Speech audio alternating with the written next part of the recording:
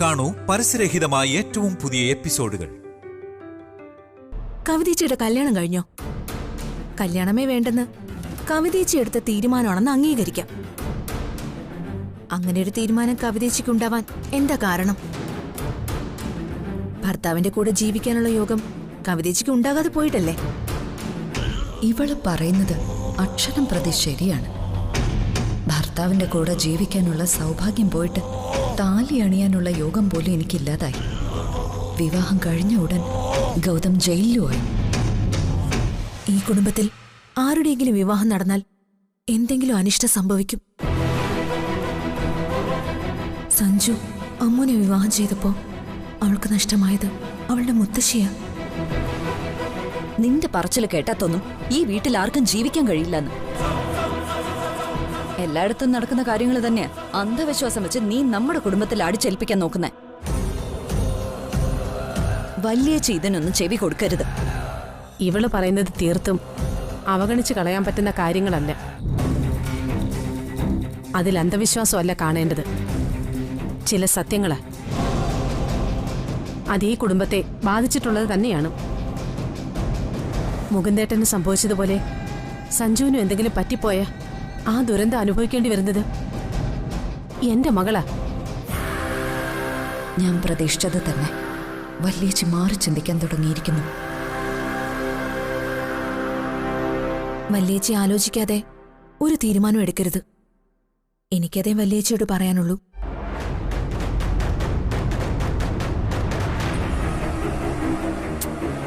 അങ്ങനെ എന്തെങ്കിലും ദോഷം വല്യേച്ചിക്ക് തോന്നുന്നുണ്ടെങ്കിൽ പാപപരിഹാരത്തിനായി ഒരു വഴി തേടണം.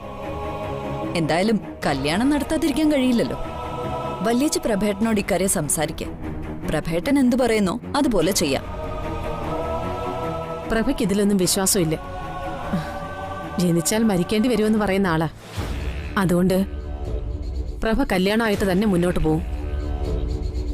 പിന്നെന്തിന് ഇത്ര നെഗറ്റീവായിട്ടുള്ള കാര്യങ്ങൾ സംസാരിക്കണം? ഞാനും പ്രഭേട്ടന്റെ ഭാഗത്താ. കുട്ടികളുടെ ജീവിതം ജ്യോതിഷ വിധിക്ക് വിട്ടുകൊടുത്ത് മാനം കളയാൻ പ്രഭേട്ടൻ തയ്യാറാവില്ല. ശരി, ഞാൻ അറിഞ്ഞ.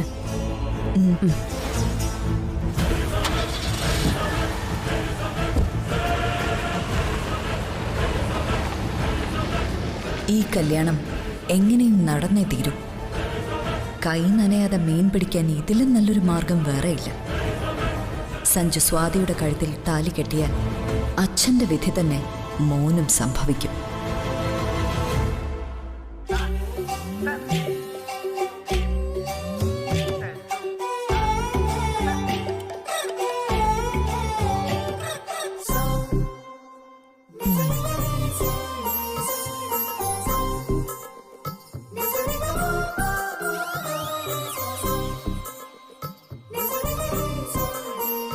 ആഹാ, കൂട്ടുകാരിന്ന് ഓഫീസിൽ പോയില്ലേ?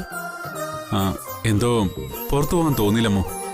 ഒരുപക്ഷെ ഇന്നെന്റെ ജീവിതത്തിലെ ഏറ്റവും സുന്ദരമായ ദിവസം ആയതുകൊണ്ടാവാം. ഓഹോ, ഇന്നെന്തേലും നല്ല കാര്യം സംഭവിക്കുന്നുണ്ടോ? എത്ര കൃത്യമായിട്ട് അമ്മോ അത് പറഞ്ഞത്. എനിക്കും കൂടി കേൾക്കാൻ പറ്റുന്നതാണോ? അമ്മോ കേൾക്കേണ്ടത് തന്നെയാ. എന്ന് വേഗം പറഞ്ഞോളൂ, എനിക്ക് ജോലി തിരക്കുണ്ട്. അതൊക്കെ ഒന്ന് മാറ്റി വെക്കമ്മോ. ജീവിതത്തെക്കുറിച്ചാ ഞാൻ സംസാരിക്കാൻ പോകുന്നത്.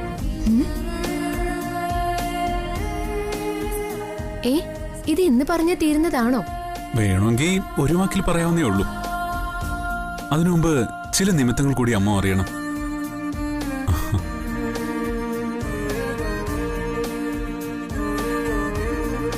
കൂട്ടുകാരനൊരു പണിയില്ല, ഞാൻ പോണു.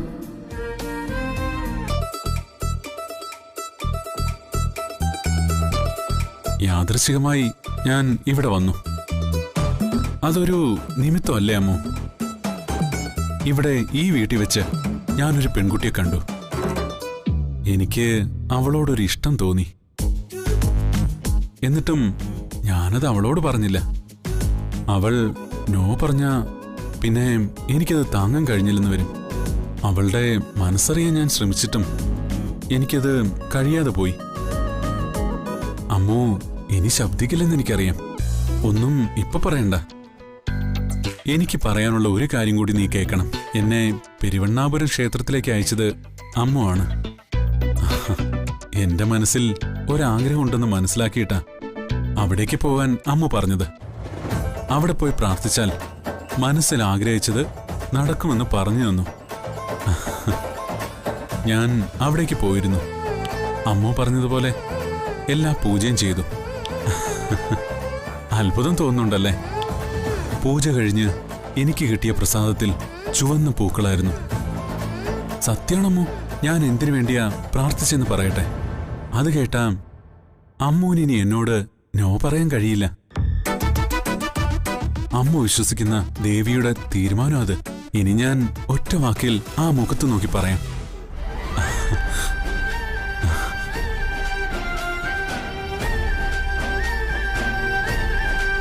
അവൾ എപ്പോഴേ പോയി. കേൾക്കാൻ ഞാൻ മാത്രമേ ഉള്ളൂ. മുത്തച്ഛനോട് ഒറ്റ വാക്കിൽ പറയണം മോനെ. ശേ,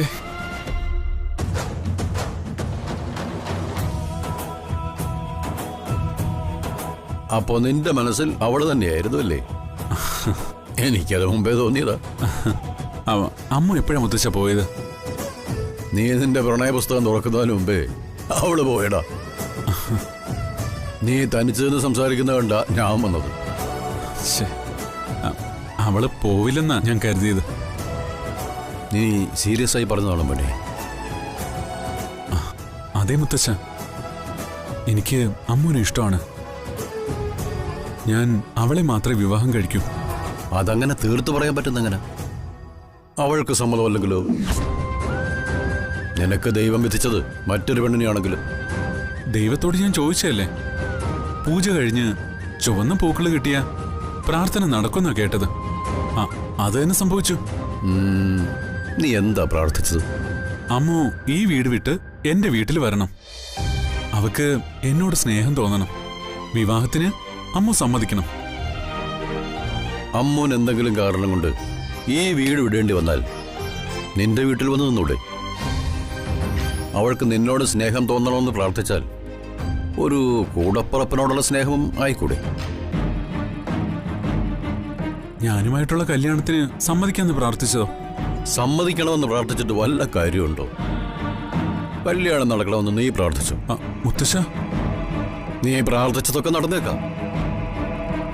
പക്ഷേ മോനെ, അമ്മുവിന്റെ ഭർത്താവായി ജീവിക്കണമെന്ന് മാത്രം നീ പ്രാർത്ഥിച്ചില്ല. മുത്തശ്ശൻ എന്ത് പറഞ്ഞാലും സച്ചി ഇതിൽ നിന്ന് പിന്മാറില്ല. നിന്റെ പ്രണയം സഞ്ജുവിന് അറിയൂ? സഞ്ജുവിനും സ്വാതിക്കും ഒക്കെ അറിയാം. സ്വാതിക്ക് സമ്മതം. ഇനി അറിയേണ്ടത് അമ്മ മാത്രമാ. മോനെ, നിനക്കൊന്നുകൂടെ ആലോചിച്ചുകൂടെ? ഉപദേശിക്കുന്ന മഹാൻ കൊള്ളാം. പ്രണയിച്ച് വിവാഹം കഴിച്ച ആളാ. ഞങ്ങളുടെ വിവാഹം വീട്ടുകാരുടെ പൂർണ്ണ സമ്മതത്തോടെയും അനുഗ്രഹത്തോടെയും ആയിരുന്നു. അമ്മു നിനക്ക് ചേരില്ലെന്നല്ല ഞാൻ പറഞ്ഞത്. നിന്റെ വീട്ടുകാരെ ഓർത്താണ് മുത്തശ്ശന്റെ ഉള്ളിലെ പിടച്ചിൽ. എനിക്കാരും നോക്കേണ്ട കാര്യമില്ല.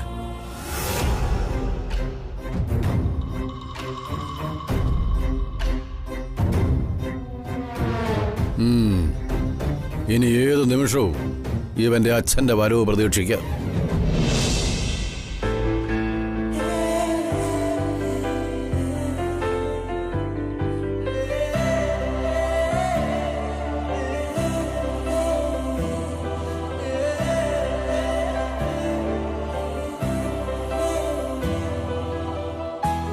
നമ്മുടെ വിവാഹം ഉടനെ ഒന്നും വേണ്ടാൻ ചിലപ്പോ തോന്നിപ്പോ. കല്യാണ തീയതി കുറിച്ചത് മുതൽ ഇത് കേൾക്കാൻ തുടങ്ങിയതാണല്ലോ. ഇതുപോലുള്ള കൂടിക്കാഴ്ചകൾ തരുന്ന സുഖം ഒന്ന് വേറെയാ. ഇനിയൊന്ന് മാറ്റിപ്പിടി. 2 വർഷം കഴിഞ്ഞില്ലേ ഈ സുഖം അനുഭവിക്കാൻ തുടങ്ങിയിട്ട്? ഇനിയൊരു ചേഞ്ചൊക്കെ വേണ്ടേ? സഞ്ജുവിനോടൊരു കാര്യം പറയാൻ മറന്നു. അമ്മുവിന്റെ കല്യാണ വിശേഷമാ. ഒരു വെറൈറ്റി കല്യാണമാ അത്. ആ കല്യാണ കഥ കേട്ടാ സഞ്ജു ഞെട്ടും. അതിനും ഞെട്ടാൻ മാത്രം എന്താ? മുമ്പ് പറഞ്ഞല്ലേ? അവള് പറഞ്ഞൊന്നുമല്ല സത്യം. നിവൃത്തികേട് കൊണ്ടാ അവൾക്കത് എന്നോട് പറയേണ്ടി വന്നത്. ഒരു ചതി കല്യാണമാണ് വീട്ടുകാർ അവൾക്ക് വേണ്ടി നിശ്ചയിച്ചത്, പ്രായം ചെന്ന മുറച്ചെറുക്കനുമായിട്ട്. എന്നിട്ടവർ വേറൊരു ചുള്ളന്റെ ഫോട്ടോ കാണിച്ചു. പയ്യൻ വരാത്തത് കൊണ്ട് മുറച്ചെറുക്കനെ കൊണ്ട് കെട്ടിക്കാനായിരുന്നു പ്ലാൻ. സമയത്ത് മറ്റെന്തിനോ വേണ്ടി ഫോട്ടോയിൽ കാണിച്ച പയ്യൻ അവിടെ എത്തി.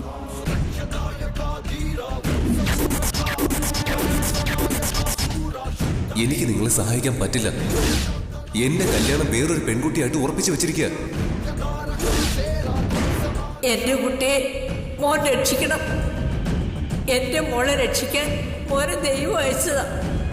താലി കെട്ടണ്ടതേ ക്ഷണക്കത്തി പേരുള്ളവരാ. ആ പാവത്തെ എങ്ങനെയെങ്കിലും ആ ദുഷ്ടൻ നരേന്ദ്രൻ തമ്പിയുടെ കയ്യിൽ നിന്ന് രക്ഷപ്പെടുത്തി കൊണ്ടുപോകണം. ഇരട്ടി പ്രായമുള്ള മനസാക്ഷിയില്ലാത്ത ഒരുത്തന്റെ ഭാര്യയായി തീരാൻ ദൈവം അവളെ തള്ളിവിടില്ലെന്ന് ദേവി ഉപാസകനായ ഞാൻ ഇപ്പോഴും വിശ്വസിക്കുന്നു.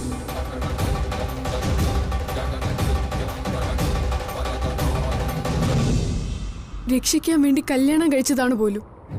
കല്യാണം എന്താ കളിയാണോ സഞ്ജു? അവൾക്ക് എന്തൊക്കെ പ്രതീക്ഷകൾ കാണും. സ്വാതി, സകല വൃത്തികേടുകളുള്ള അച്ഛന്റെ പ്രായമുള്ള ഒരു മധ്യവയസ്കന്റെ കയ്യിൽ നിന്ന് അവളെ രക്ഷിക്കണമെന്നാവും ആ ചെറുപ്പക്കാരൻ ആഗ്രഹിച്ചിട്ടുണ്ടാവുക. ഒരു വൃത്തികെട്ടവന്റെ കൈകളിൽ ജീവിതം ഞെരിഞ്ഞമർന്ന് ആ പെൺകുട്ടി എരിഞ്ഞടങ്ങാതിരിക്കാൻ ഒരു താലികെട്ട് ചടങ്ങിലൂടെ രക്ഷിച്ചതുകൊണ്ടല്ലേ അവൾ ഇപ്പോഴും സന്തോഷത്തോടെ കഴിയുന്നത്. അമ്മുവിന് അവളെ രക്ഷിച്ച മനുഷ്യനോട് പരാതിയോ പരിഭവോ ഇല്ല. അവൾ അയാളെ ഈശ്വരന് തുല്യ കാണുന്നത്. അവളെ ഭാര്യയായിട്ട് അംഗീകരിച്ച് കൂടെ താമസിപ്പിക്കാൻ കഴിയാത്ത എന്തെങ്കിലും സാഹചര്യം ഉള്ളതുകൊണ്ടായിരിക്കും അയാൾ ആ സാഹചര്യത്തിന് ശ്രമിക്കാതിരുന്നെങ്കിലോ? സ്വാതി എന്താ അങ്ങനെ ചിന്തിക്കാത്തത്? അവളെ കൂട്ടിക്കൊണ്ടുവന്ന് അവൾക്കൊരു ജീവിതമാർഗം കാട്ടിക്കൊടുക്കായിരുന്നു. രക്ഷിക്കാൻ അയാൾ മനസ്സ് കാണിച്ചിട്ടുണ്ടെങ്കിൽ തെരുവിൽ വലിച്ചെറിയാൻ ഒരിക്കലും തയ്യാറാവില്ല സ്വാതി. പിന്നെന്തിനാ അയാൾ ഇങ്ങനെ ഒരു റിസ്ക് എടുക്കണം? ആരും ഇഷ്ടപ്പെട്ടു പോകുന്ന പെണ്ണല്ലേ അമ്മു. സച്ചിയെ പോലൊരാള് പോലും അവളെ മോഹിക്കുന്നില്ലേ? അയാൾക്ക് അവളെ ഭാര്യയെ സ്വീകരിക്കാമായിരുന്നു. അയാൾ സ്നേഹിക്കുന്ന പെൺകുട്ടിയെ ചതിക്കണമെന്നാണോ സ്വാതി പറയുന്നത്? പ്രണയത്തിന് അത്ര വിലയെ സ്വാതി കാണുന്നുള്ളൂ. ഒരുമിച്ചൊരു ജീവിതം അവര് തമ്മിൽ ഒരുപാട് സ്വപ്നം കണ്ടതല്ലേ? അവളോട് സംഭവിച്ച കാര്യങ്ങൾ പറഞ്ഞു മനസ്സിലാക്കാൻ ശ്രമിക്കണമായിരുന്നു. അവൾ അവർക്ക് വേണ്ടി ഒഴിയാൻ മനസ്സ് കാണിച്ചെങ്കിലോ? അതിനയാൾ ശ്രമിച്ചോ? പറയാൻ എളുപ്പം. ഇപ്പോ അമ്മുവിന്റെ ഭാഗത്ത് നിന്നാ സ്വാതി വാദിക്കുന്നത്. അവളെ മനസ്സിലാക്കാൻ കഴിഞ്ഞതുകൊണ്ടാ. അല്ലെങ്കിൽ നീ ഇത് പറയൂ? അല്ല, ഞാനൊന്ന് ചോദിക്കട്ടെ, എനിക്കാണ് അങ്ങനെ ഒരു സിറ്റുവേഷൻ വന്നതെങ്കിൽ സ്വാതിയുടെ പ്രതികരണം എന്തായിരിക്കും? അമ്മുവിനെ നിന്റെ മുൻപിൽ കൊണ്ടുവന്ന് നിർത്തിയിട്ട് ഇവളെ ഒരു അപകടത്തിൽ നിന്ന് രക്ഷിക്കാനായി എനിക്ക് താലി കെട്ടേണ്ടി വന്നു എന്ന് ഞാൻ പറഞ്ഞാലോ? ദേ, നീ ആദ്യമായിട്ട് ആ നാട്ടിൻ പുറത്തുനിന്ന് വന്ന ആ പെൺകുട്ടിയെ കാണുന്നെന്ന് കൂടി ഓർക്കണം. പ്ലീസ് സഞ്ജു, എനിക്കത് ഓർക്കാൻ കൂടി കഴിയുന്നില്ല. നീ സമ്മതിക്കോ ഇല്ലയോ? എനിക്കതാണ് അറിയേണ്ടത്. സമ്മതിക്കാനോ? രണ്ടിനെയും കൊന്ന് ഞാനും ചാവും.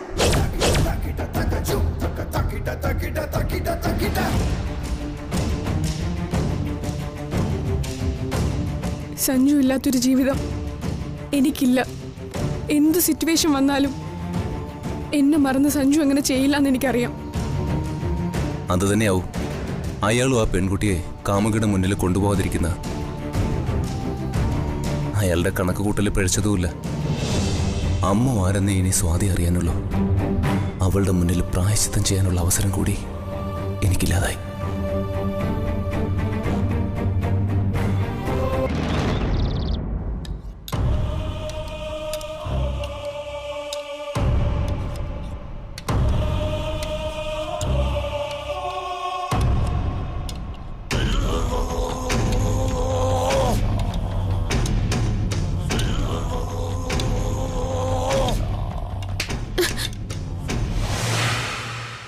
ആരെ കൊണ്ടാടി നീ ഈ വീഡിയോ എടുപ്പിച്ചത്?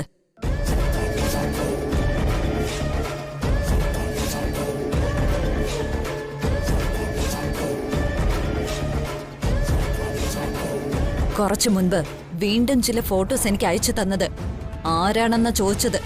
കവിതേച്ചി, എനിക്കൊന്നും അറിയില്ല. ഈ വീഡിയോയിലും ഫോട്ടോകളിലും ഉള്ളത് ഞാനും എന്റെ ഭർത്താവുമാ. ഞാൻ ആരോടെല്ലാം സംസാരിക്കുന്നു, എവിടെയെല്ലാം പോകുന്നു, അതിന്റെ ഒന്നും വീഡിയോസും ഫോട്ടോസും ആരും എനിക്കെടുത്ത് അയച്ചു തരുന്നില്ല. ഞാനും ഗൗതവും എവിടെയെല്ലാം വെച്ച് കാണുന്നുണ്ടോ അവിടെ എല്ലാം ആരോ ഒരാൾ ഞങ്ങളെ ഫോളോ ചെയ്ത് വരുന്നുണ്ട്. ഞാനും ഗൗതവുമായിട്ടുള്ള റിലേഷൻഷിപ്പ് മനസ്സിലാക്കി തന്നെയാ അയാൾ പിന്നാലെ വരുന്നത്. അതറിയാവുന്നത് നിനക്ക് മാത്രം.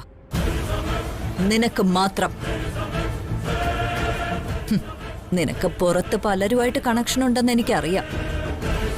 ആരെ വെച്ചിട്ടടി നീ ഇത് ഓപ്പറേറ്റ് ചെയ്യുന്നേ? ഞാനൊരു മണ്ടിയെന്ന് നീ കരുതിയോ? അറിയാത്ത കാര്യം ഞാൻ എങ്ങനെ പറയാനാ?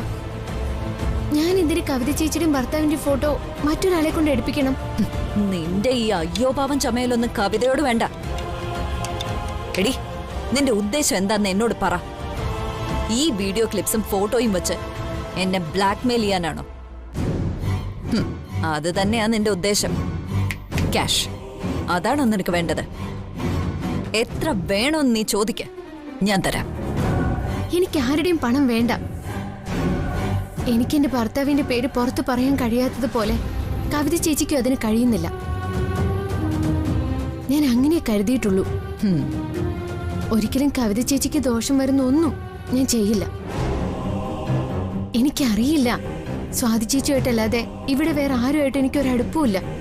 നീ കളിക്കുന്നത് വിഷപ്പാമ്പിനോടാ. ഗൗത ആരാണെന്ന് നിനക്ക് ശരിക്കും അറിയില്ല. ഈ വീഡിയോ പുറത്തു പോയാൽ നീ പിന്നെ ജീവനോട് ഉണ്ടാവില്ല. നീയാണ് ഇതിന് പിന്നിലെന്ന് ഗൗതം ഉറച്ചു വിശ്വസിക്കുന്നുണ്ട്. നിന്നെ കൊത്തി നുറുക്കാനുള്ള പകയാ ഗൗതത്തിനുള്ളത്. നിനക്ക് പിടിച്ചു നിൽക്കാനാവില്ല. ഇനിയും പിടിച്ചു നിൽക്കാൻ ശ്രമിക്കാതെ നീ എന്നോട് പറ.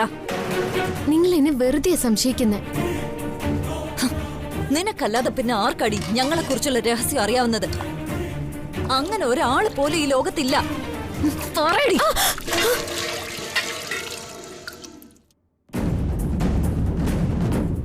ആരെ മുന്നിൽ നിർത്തിയടി നീ വിലപേശം പോകുന്നത്? നീ രംഗത്ത് വരില്ലെന്നൊക്കെ ഞങ്ങൾക്കറിയാം. ആരാടി അവൻ? എടി, അവൻ ആരാന്ന്? നിങ്ങളുടെ ഫോണിലേക്കല്ലേ അതൊക്കെ ഒരാൾ അയച്ചു തന്നെ. നിങ്ങൾ ആ നമ്പറിലേക്കൊന്ന് വിളിച്ചു നോക്കണം, അപ്പൊ അറിയാലോ. ഓ, ഇങ്ങനൊരു വാക്ക് കേൾക്കാൻ തന്നെയടി ഞാൻ കാത്തു നിന്നത്. ആ നമ്പറിലേക്ക് വിളിച്ച കിട്ടില്ലെന്ന് നിനക്കുറപ്പുണ്ടല്ലോ. അതല്ലേ നിന്റെ നാവിന്നത് വീണത്. ഇനി നീ സമ്മതിക്കില്ലല്ലേടി? നിന്നെ ഞാൻ കവിതേച്ചി.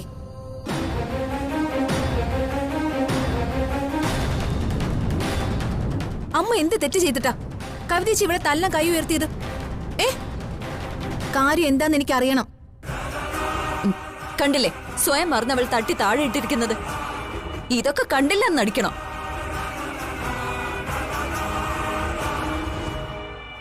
ഒരു കയ്യബദ്ധമല്ലേ? അതാർക്കാ പറ്റാത്തത്? അതിന് തല്ലുവാണോ വേണ്ടത്? ഇതൊക്കെ കയ്യബദ്ധം ഒന്നല്ലടി, അറിഞ്ഞോണ്ട് ചെയ്യുന്നതാ ഇവള്. തല്ലുമല്ല, കൊല്ലുക ചെയ്യേണ്ടത്.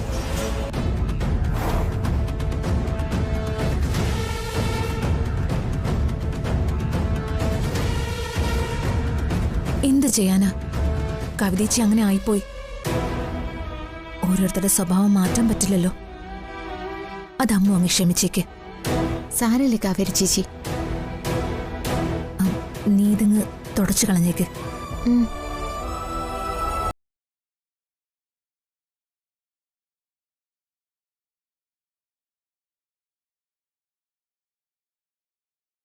അവരുടെ രഹസ്യത്തിലേക്ക് എന്നെ കൊണ്ട് എത്തിച്ചേ. അതിന്റെ ശിക്ഷയും ഞാൻ തന്നെ അനുഭവിക്കണമല്ലോ.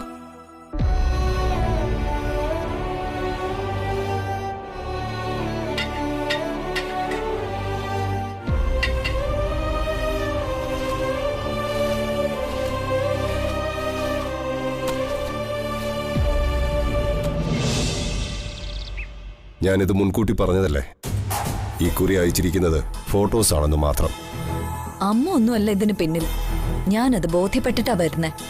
നിന്റെ വിശ്വാസം നിന്നെ രക്ഷിക്കില്ല കവിത. അവൾക്കിനി ആ വീട്ടിൽ തുടരേണ്ടതുണ്ട്. എന്തുകൊണ്ട് ദിനേശനെ സംശയിച്ചൂടാ? ഞാൻ കീഴടങ്ങി കാണാനാ ദിനേശൻ ആ വീട്ടിൽ വന്ന നാൾ മുതൽ ശ്രമിക്കുന്നത്. ഇടയ്ക്കിടയ്ക്ക് ചില ഭീഷണിയുടെ സ്വരം വച്ചും ദിനേശൻ സംസാരിക്കാറുണ്ട്. അവനൊരു ഫ്രോഡാണെന്ന് അറിയാതെയല്ല. നമ്മൾ വിവാഹിതരാണെന്ന് അറിഞ്ഞാൽ അവൻ വെറുതെ ഇരിക്കുവോ? അവനെ കൊണ്ട് അതിന് കഴിയില്ല. ആ നിമിഷം അവനത് പൊളിക്കും. മാത്രമല്ല, ഓഫീസിൽ വെച്ചുള്ള നമ്മുടെ കൂടിക്കാഴ്ചയുടെ ഒരു ഫോട്ടോ പോലും വന്നിട്ടില്ല. അതും സത്യമാണ്. ഇല്ലാ കഥകൾ പ്രചരിപ്പിക്കുന്ന ദിനേശനെ സംബന്ധിച്ചിടത്തോളം ഇതൊരു വീണ് കിട്ടിയ അവസരമാണ്. ഇന്ന് ഫോട്ടോസ് മാത്രമല്ലേ വന്നുള്ളൂ? ആ, മെസ്സേജായിട്ടൊന്നുമില്ല. ഒരു പക്ഷേ ഇവിടെയും നമ്മളെ പിന്തുടരുന്ന ആള് കാണും.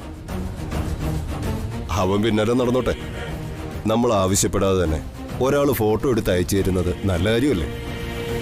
ഇപ്പൊ അയച്ച ഫോട്ടോയ്ക്കടിയിൽ നീ ഒരു താങ്ക്സ് കൊടുത്തേക്ക്. ഇന്ന് ഞങ്ങൾ മീറ്റ് ചെയ്തതിന്റെ നല്ല ചിത്രങ്ങൾ കൂടി പ്രതീക്ഷിക്കുന്നു എന്നുകൂടി കുറിച്ചേക്ക്. പിന്നെ കളി മാറും.